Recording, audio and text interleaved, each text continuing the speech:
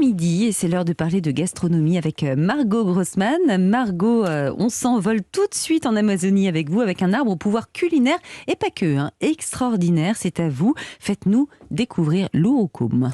Et oui, on va pouvoir dire adieu à la grise mine et au teint palo de ces mois hivernaux qu'on n'aime pas trop. Je vous présente aujourd'hui un super aliment qui va nous ensoleiller de l'intérieur et de l'extérieur, que ce soit par l'assiette ou directement par la peau. Avec lui, on va faire bronzette même sans soleil. Il est génial en cuisine comme en cosméto. C'est l'urucum du coup. Alors ça s'écrit urucum, mais ça se prononce urucum. Quoi? Ça vient d'où tout ça là? Urucum. Alors l'urucum, qu'on appelle aussi arbre rouge à lèvres, c'est un arbuste qui pousse en Amérique tropicale, comme vous le disiez, notamment au Brésil, en Bolivie et au Nicaragua. Il donne des petits fruits rouges à épines remplis de graines, des graines qui vont surexciter notre production de mélanine qui est responsable de la pigmentation de la peau. Alors en fait, c'est de lui que vient l'expression peau rouge qui était donnée aux Indiens d'Amazonie. Ah, c'est pas vrai. Oui, à la base, ils se coloraient la peau à l'urucum pour la protéger du soleil, mais aussi pour éloigner les moustiques et les mauvais esprits. En plus. Et en plus. Alors en fait, le truc, c'est que l'urucum contient un taux record de bêta-carotène, quand même 300 fois plus que dans la carotte.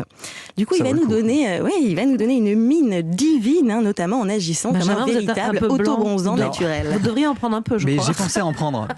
À mélanger avec vos algues. Une petite cure, c'est parfait. Et comment ça marche pour bronzer justement avec l'urucum? Vous avez la bonne mine là, c'est vrai, c'est incroyable, Margot. C'est grâce à ça? C'est une mine urucumée. C'est vrai, c'est ça. D'accord. Tout à fait. Mais comment vous avez fait alors? Je vais vous expliquer tout ça. Je vous ai ramené aussi la petite huile, les petites graines, comme ça vous pouvez voir. Alors, on va se tartiner là. Ouais, du coup, la bonne nouvelle, c'est qu'on n'a plus besoin de se payer un billet pour les Seychelles, donc pas de regret si vous n'avez pas pu vous envoler au soleil pendant les vacances scolaires. C'est parfait. Tout à fait. On va pouvoir acheter l'urucum en poudre ou en graines. Pour quelques euros sur internet ou dans les magasins bio. Alors en cosméto, on va pouvoir se concocter notre petit autobronzant maison. J'en ai plein les mains.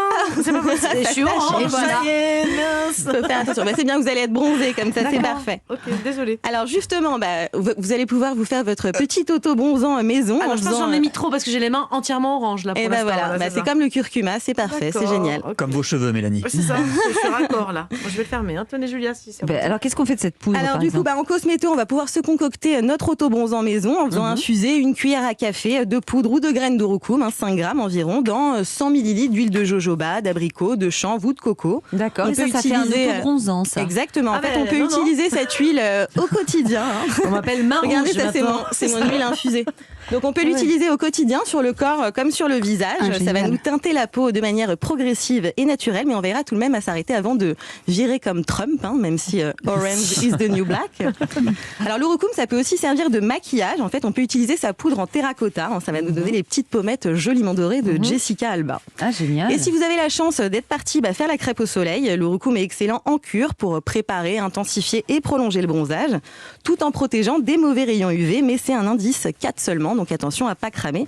Il va aussi réduire le risque d'allergie au soleil quand vous vous exposez. Et on peut également l'utiliser en cuisine? Oui, on peut, mais juste ce que j'ai fait, cette poudre là orange que j'ai mis sur ma main, ça s'utilise comment? Ça, c'est la partie auto-bronzant? Oui, c'est les deux en fait. C'est les deux. Je vais vous expliquer. J'ai commencé avec la partie cosméto. Regardez, infusé, ça donne ça. D'accord, alors en cuisine, en cuisine, en fait, c'est un antioxydant et un anti-âge puissant, mais en plus, il est très riche en oligo-éléments comme le sélénium qui va contrer les mauvais effets de l'alcool, des métaux lourds et du tabac. Il est aussi riche en zinc pour booster la fertilité et la beauté de la peau. L'urucum est aussi riche en cuivre, qui est anti-inflammatoire et excellent pour le système immunitaire. Et il contient aussi du magnésium qui va aider à l'hydratation et diminuer la sensibilité cutanée. Et ça permet aussi de nous donner un petit coup de peps en cas de fatigue hivernale. Alors expliquez-nous comment on l'utilise en cuisine. Alors en cuisine, on va pouvoir en diluer une cuillère à soupe dans 1 litre d'eau ou la boisson de notre choix et en boire en continu pendant la journée. On peut aussi en saupoudrer sur des salades, dans des yaourts, des compotes. L'urucum est aussi top comme colorant naturel. D'ailleurs, vous en avez déjà peut-être sûrement mangé puisqu'il est parfois utilisé pour teinter la mimolette ou le cheddar. Ces fromages ne sont pas naturellement bronzés. Alors moi perso, j'aime bien l'utiliser pour donner une jolie teinte rouge orangée à Mairie, quinoa, paella, je mets du safran, et même comme marinade pour les crevettes ou le poulet. Alors en fait, moi ce que j'aime le plus chez lui justement, c'est son petit goût qui va rappeler le safran en beaucoup moins cher du coup. C'est ça. Et vous avez des astuces pour maximiser ses effets? Oui, alors en fait, pour accentuer le pouvoir bronzette, en fait, on va l'associer à un bon corps gras parce que ça va fluidifier son passage dans le corps et permettre à la bêta-carotène de se transformer en vitamine A et du coup d'activer la fameuse mélanine. Alors c'est tout l'intérêt de ma petite recette puisqu'elle va allier les super pouvoirs de l'urucum aux bons acides gras, de l'huile d'olive et de l'avocat. Alors on vous écoute pour la recette. Alors du coup, recette ultra simple aux vertus bonne mine et belle peau. Un petit guacamole aux tomates cerises, également riche en bêta-carotène, assaisonné d'une huile d'olive à l'urucum, avec de la coriandre et des petits dips de légumes. Il nous faut quoi comme ingrédient? Alors vous avez besoin d'un bel avocat mûr, du jus d'un citron vert, de 2 oignons nouveaux ou un demi-oignon rouge ou 2 petites échalotes, de 100 g de tomates cerises, quelques feuilles de coriandre, une cuillère à soupe d'huile d'olive à l'urucum, alors je vais vous expliquer comment la préparer juste après, du sel, du poivre et une pointe de piment. Et pour faire trempette, à défaut d'être au bord de la mer, quelques dips au choix, comme par exemple du concombre, des radis, de la carotte, du navet ou une bonne tranche de pain, ça marche aussi ma foi. Alors pour l'huile d'olive à l'urucum, il suffit de faire infuser une cuillère à soupe de graines ou de cette fameuse poudre d'urucum, pas dans les mains, mais dans 1 litre d'huile d'olive extra vierge. On va laisser macérer ça toute la nuit et ça va nous faire péter le compteur de bêta-carotène. Alors pour le guacamole, on va grossièrement écraser l'avocat, on arrose du jus de citron vert, on mélange avec les oignons et un peu de coriandre ciselée et on assaisonne avec le sel, le poivre, le piment et notre huile d'olive à l'urucum. On termine en décorant avec les tomates cerises coupées en 2 et quelques feuilles de coriandre. Bref, merci les peaux rouges pour ce secret. Alors passez l'hiver blanc comme un cul, désolé pour l'expression. C'est terminé. Ouais. Désormais, on sait comment être bronzé comme des culs. Curbitacé. Merci beaucoup Margot pour cette belle découverte de ce produit étonnant, l'urucum, tant dans l'assiette que sur notre visage. Merci pour vos conseils. Vous restez avec nous puisque les 2 chroniqueurs suivants de ce tour de table sont dans les starting blocks. Philippine Darblay va nous présenter les dernières tendances vaisselle et puis Benjamin Lévesque, notre monsieur beauté, a pris la mer et il est revenu avec des produits cosmétiques très tendance à base de boue et même d'algues. Tout ça, il paraît que c'est très bon pour la santé, alors restez avec nous sur Europe 1. Europe 1, bien fait pour vous. Mélanie Gomez, Julia Vignali. C'est bien fait pour vous jusqu'à 12h30 et nous sommes toujours avec Mélanie Gomez en train de découvrir avec vous les meilleures tendances du moment, les bons plans que nos chroniqueurs testent pour nous. Et on va rester à table finalement puisque oui, la chronique gastronomie est terminée, mais on va parler vaisselle maintenant. Philippine Darblay, c'est à vous, j'ai perdu la voix. Mais bonjour Julia, bonjour Mélanie. Bonjour Philippine. Alors aujourd'hui, pour rester sur des thématiques un peu de soleil, on va partir en Italie.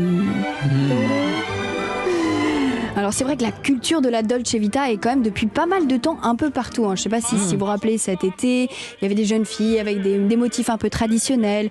Évidemment dans la rue un peu partout, il y a des tonnes de restaurants méditerranéens qui ouvrent tous les jours. Et puis dans la maison, on voit même apparaître de la vaisselle typique italienne. Bon, à quoi ressemble exactement cette vaisselle ? C'est une vaisselle qui est en céramique, qui est peinte à la main. Il y a des très jolis motifs de fleurs, de fruits, il y a beaucoup de couleurs. C'est très jovial. Pour vous donner un exemple, pour ceux qui connaissent par exemple le groupe Big Mama, qui est maintenant présent quand même dans 4 villes en France, a vraiment été le premier à mettre en avant cette vaisselle. Alors je vous ai déniché 3 jeunes marques, donc de vaisselle qui produisent en Italie de manière purement traditionnelles, mais pourtant elles sont d'origine française, ces marques. Et du coup, ça donne un petit peu à chacune un style et une histoire. Alors la première marque dont je voudrais vous parler s'appelle Popolo. Popolo. Popolo. On aime bien le nom déjà. Oui. C'est en référence à la place à Rome. Il y a une place, la place du peuple. Alors il y a plusieurs styles. Là, je vais vous en faire passer, comme ça vous pouvez voir. C'est très joli. Un style. Il y a des pieuvres. C'est parfait. On va essayer de Voilà. pas casser déjà. Parfait pour les petits shootings culinaires. Exactement. Alors là, c'est des assiettes qui sont c'est vraiment joli, très peintes. Il y a un côté un peu naïf avec des motifs de pieuvre, de fleurs. Il y a plusieurs couleurs. Il y a des gros traits de pinceau. En fait, ça a un côté presque un peu enfantin. Une assiette naïve, j'aime bien l'idée. Exactement. C'est assez joli. Et la fondatrice, elle s'appelle Élise. Et tout démarre pour elle le jour où elle visite un atelier dans le sud du pays. Cet atelier, en fait, est du coup sur la colline, il donne sur la mer. Il est plongé de lumière, plongé de soleil. Et en arrivant là, je me suis dit, wow, il s'est passé quelque chose. Et je me suis dit, je sais pas, au lieu, je peux pas repartir seulement moi avec les 4-6 assiettes pour ma vie à moi. Je sais pas, j'ai envie de faire quelque chose avec eux. J'ai envie de vivre des moments avec eux, de revenir souvent dans cet atelier, d'imaginer, moi, mes modèles, de réfléchir à tout ça. Ah voilà, donc ça a été une vraie découverte cet atelier et d'ailleurs maintenant elle ne travaille pas avec 1 mais 6 d'entre eux, ce qui permet à la fois de proposer plusieurs styles, parce qu'évidemment qu'on soit dans le nord, dans le sud, il y a des traits un petit peu particuliers et puis surtout elle a une très très très jolie gamme de produits, il n'y a pas que des assiettes, il y a aussi des vases siciliens, il y a des carafes sublimes en forme de poisson, voilà, super décoratif. Il y a une autre marque dont je voudrais vous parler qui s'appelle Moleni, là voilà, je vais vous faire pareil, circuler les petites Donc, assiettes. Popolo orange, c'est très joli. Exactement. Beaucoup, alors là c'est un peu plus fin, c'est peut-être un peu très plus fleuri. décoratif, C'est joli, fleuri, hein. c'est des touches de couleurs. J'ai pas cassé, je promis. Hein. J'ai foutu de l'urucum par Mélanie Lagarde. j'ai pété la vaisselle. Voilà, Benjamin, c'est quoi après les produits marins? Donc ça va. ouais, c'est ça. Je vais me tartiner d'huîtres et ça ira bien. Je vais gagner ma matinée. Ah, c'est joli avec ce coq là. Voilà, il y a un coq traditionnel aussi, c'est une emblème italienne. Et la particularité de Moleni, c'est d'être avant tout une histoire de famille. Parce que les créateurs sont 2 frères, leur mère qui est une ancienne peintre en lettres et leur sœur qui est architecte et eux-mêmes travaillent avec une famille d'artisans, cette fois-ci en Toscane. L'autre force de la marque, c'est de travailler avec beaucoup de restaurants, une 50aine, c'est quand même énorme pour une petite entreprise comme ça. Et ils sont très attachés à l'univers de la cuisine. D'ailleurs, en parlant de cuisine, Baptiste, qui est un des 2 frères, m'a raconté un dîner magnifique, un été justement en Toscane, avec une longue table en bois, des bougies, toute la collection dépareillée, les générations qui se mêlent, des plâtrés de pâtes, de risotto, du vin. Honnêtement, ça donne envie. Et je crois qu'il y a une autre marque dont vous voulez nous parler. Exactement, il y en a une 3e qui s'appelle Dimanche Vaisselle. Pareil, je vais vous montrer. Alors là, c'est un univers beaucoup plus minimaliste, un peu contemporain. Vous verrez, il y a juste une tomate, Ah oui, il y a des un aliments. cornichon, mignon, ça. un très beau citron au centre et puis quelques traits de pinceau réguliers et symétriques sur les Margot, c'est sa côtés. préférée celle-là, j'ai Ouais, l'impression. j'aime bien. Hein, ça s'appelle donc Dimanche Vaisselle, hein, c'est ça? Exactement, Dimanche Vaisselle, et ça a été créé par un jeune duo féminin, Sybille et Camille, C'est trop mignon. qui réalisent en fait tous leurs dessins, elles-mêmes à Paris. Mais elle est produite où, la vaisselle? Et ben eux, C'est beau, ça. elles produisent dans un atelier, elles ont trouvé un petit atelier sur la côte amalfitaine, là aussi qu'elles décrivent comme une sorte de joyeux bordel, avec des pinceaux, des pots de peinture, un four, et elles nous expliquent d'ailleurs comment travaillent leurs artisans. C'est vraiment un geste qui est minutieux et qui nécessite un savoir-faire qui est hors pair. Il faut savoir que la formation d'un peintre dans notre atelier, elle prend près d'1 an. En cela, on travaille évidemment main dans la main avec des artisans, mais on travaille surtout avec des artistes. Donc c'est aussi ce qui fait notre fierté. Voilà, donc comme on le comprend, ce qui les intéresse le plus, c'est vraiment l'univers de l'artisanat. Et leur force d'ailleurs, c'est de promouvoir d'autres univers, typiquement, donc pas que de la vaisselle. Elles sont en train de développer du linge de maison avec des très jolies nappes et même des serviettes brodées à la main. Alors en conclusion, aller vers ce type de produit plutôt que de la grande conso, c'est aussi un choix responsable. Bah non voilà, exactement, plutôt que d'acheter des... Alors voilà, il faut mettre le prix, c'est toujours la même chose, mais bon, c'est quand même, comme vous l'avez vu, vous les avez entre les mains, des céramiques très épaisses, on connaît On sent leur qu'il y a de la origine. il y a de la qualité. Voilà, quoi, hein, ça avant se voit, franchement, qu'elles hein. se cassent, c'est pas comme les petites qui s'ébrèchent. Et puis, ça permet évidemment aussi de soutenir des artisans. Et comme on l'a vu dans pas mal d'autres métiers, la peinture, la boulangerie, eh ben, on espère que ça va motiver les prochaines générations à le devenir. Voilà. Merci beaucoup Philippine pour ce décryptage donc d'une des dernières tendances côté vaisselle. Franchement, je trouve que c'est très joli. Moi, je vois déjà bien, hein, même si c'est un peu plus cher. Moi, pourquoi je trouve pas. que c'est très joli et Ça me donne des idées, et moi, que de ça soit table, notamment. dépareillé, ça Ouais. peut être très Ouais, joli. c'est très sur joli, une on va table. mettre de l'urucum dedans. Et je vous passe tous les détails de culinaire que chacun m'a raconté. Ça donne envie, ça donne Ah ouais. faim. Elles sont très belles. Merci beaucoup Philippine. C'est à votre tour à présent de nous éblouir, Benjamin Lévesque. On va aller du côté de nos océans. Sous l'océan, sous l'océan. Eh oui, le monde aquatique regorge de produits, d'actifs qui sont source de beauté. Déjà, les Égyptiens à l'époque utilisaient pour leur bien-être l'eau de mer pour en faire des bains. Et de nos jours, beaucoup de marques vont aller pêcher ces richesses de la mer pour les introduire dans les cosmétiques. Alors du coup, qu'est-ce qu'on peut retrouver dans nos crèmes? Je sais pas, des algues par exemple? Eh oui, l'algue, c'est la star de la cosmétique marine. Il y en aura entre 30 et 40 000 espèces dans le monde, mais seulement une centaine est utilisée dans nos produits. Alors ces algues, elles proviennent principalement de Bretagne. Mais pourquoi la Bretagne? Eh bien parce que le climat y est tempéré, l'eau n'est ni chaude ni froide. Et ça, les algues, elles adorent. Bon, elles ont quoi comme bienfait, c'est si précieux pour notre peau? Alors de façon générale, on peut dire que notre peau est biocompatible entre guillemets avec une algue. Les scientifiques ont réussi à montrer qu'il y avait exactement la même composition minérale en termes de fer, calcium, C'est magnésium. vrai que celle-ci, elle ressemble un peu à potassium. Julia, l'algue. Ah, vous êtes méchante. Vous êtes méchante, c'est une algue pourrie, une vieille algue. Et puis elles sont pas bonnes. Non, vous êtes plus jolie, Julia. Et alors, C'est Ursula. et ensuite, selon la couleur de l'algue, on aura des vertus différentes. Alors, je vous en ai apporté justement donc des algues qui proviennent des laboratoires Phytomer, donc elles viennent de Saint-Malo. Vous avez la verte, par exemple, comme celle-ci que je vais vous faire passer. Tenez, Julia. Hop, tenez, Philippine. Si. Hop. Alors, cette algue verte, elle est très riche en protéines et c'est une protéine qui favorise la synthèse de collagène. Le collagène, c'est ce qui donne l'élasticité et la fermeté à la peau. Donc, c'est important pour rester jeune et jolie. Il y a une autre algue, c'est la rouge. Tenez, je voulais vous la passer. Vous elle lui est belle, ressemblez, celle-ci. C'est beau. qui ressemble. Ça sent bien l'algue, c'est sûr. Ouais, ça sent bon le fond de la mer. Hein. Alors celle-ci, Oh là, dis donc, oui. elle est un peu plus rare, cette algue rouge. Elle va activer Ça, c'est la un peu plus doux. microcirculation, donc elle va atténuer, vous savez, les poches sous les yeux. Ah, pas mal. Et elle est aussi ultra hydratante, et à tel point que vous avez la marque Pomponne qui a sorti un rouge à lèvres comme ceci à base d'algues rouges, et ce qui en fait un rouge à lèvres 2 en 1, un rouge à lèvres et baume ultra hydratante. Je vais vous le faire Pas passer. mal, ça, hein. si Super. vous Il y a voulez. d'autres algues avec d'autres couleurs ou pas? Oui, et enfin l'algue brune, tenez, Ah. celle-ci, vous Brune, êtes comparé comme moi. avec elle. On peut qui est- tester la couleur ou pas pour qui voir est si c'est joli? très Ouais. hydratante. Bah, c'est Oui, fait. vous pouvez. Il y a dans toutes les couleurs pour le rouge à lèvres. C'est joli. Et pour l'algue brune, alors elle est très hydratante, mais celle-ci, elle a des propriétés assez particulières avec le soleil, et ce qui fait qu'on va la retrouver par exemple dans des crèmes solaires. Et on écoute les explications de Romuald de Vallée. Il est le directeur scientifique du laboratoire Phytomère. Les algues brunes en Bretagne poussent souvent près de la côte. Quand elles sont en dehors de l'eau, elles sont exposées beaucoup plus au soleil, aux UV. On se rend compte qu'une algue brune exposée aux UV, elle bronze. Et en fait, quand j'analyse ce qui fait qu'elle bronze, c'est un pigment qui est quasiment exactement le même que notre mélanine, ce pigment qu'on fabrique pour se protéger lorsqu'on va au soleil. Et lorsqu'on en fait des extraits particuliers, qu'on les applique sur la peau, on donne à la peau la capacité à mieux réagir par rapport aux UV, c'est-à-dire faire moins de taches pigmentaires, moins de ce qu'on appelle les sunburn cells, qui sont les cellules qui brûlent à cause du soleil. Et enfin, vous avez l'algue bleue comme celle-ci, je vous la fais passer, Philippine. Magnifique. Alors là, elle est broyée, elle est en poudre. Ça, c'est la première à être apparue sur Terre. On va la retrouver très en profondeur dans les océans.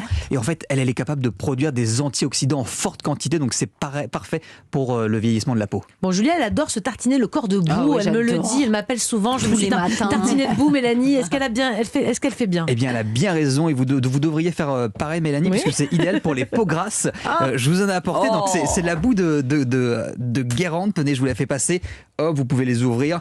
Alors, ce qu'on appelle de la boue, c'est un mélange entre de l'argile et du plancton Oui, marin. c'est séché, hein, on est d'accord. Exactement. Et alors la boue, en fait, on va l'utiliser Je généralement m'en suis mis plein dessus, en mais masque. c'est pas possible Oui, mais c'est très aujourd'hui. bien. En fait, il faut l'utiliser en masque. C'est gorgé de minéraux, de magnésium, de zinc, de sodium. Donc ça va réguler le sébum et ça va rééquilibrer la peau. Donc ça va vraiment détoxifier. Et ça sent bon en plus. Oui. Est-ce qu'on utilise des poissons dans vos cosmétiques ou pas? Eh bien, oui, Julia. Ah non. Et oui, alors il y a un poisson en particulier qui va aider à vous rendre belles les filles. Alors sans mauvais jeu de mots, c'est le thon. Le thon, en fait, on va extraire de ses écailles du collagène marin, comme le dit Christelle Le Pen, qui est responsable de la formation chez Algotherm. Il a la particularité d'être similaire au collagène de la peau. Donc c'est un collagène qui est extrait de la peau ou des écailles des poissons, par exemple, et qu'on va utiliser beaucoup dans le monde de la cosmétique pour combler la perte de collagène classique de la peau. Et c'est beaucoup mieux assimilé que le collagène bovin, par exemple.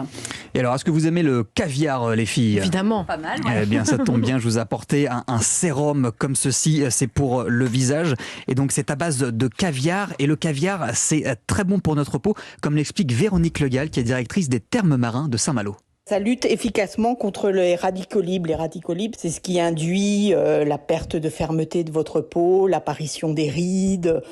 Et le fait d'avoir ces extraits de caviar dans un produit, ça va retarder en fait l'apparition de ces effets. Il vaut mieux les mettre dans des produits en prévention, si vous voulez, pour essayer de retarder au maximum le vieillissement cutané. Et puis, on peut aussi l'utiliser en gommage comme ça. Vous avez les petites billes de caviar, donc c'est bien pour retirer les petites peaux mortes.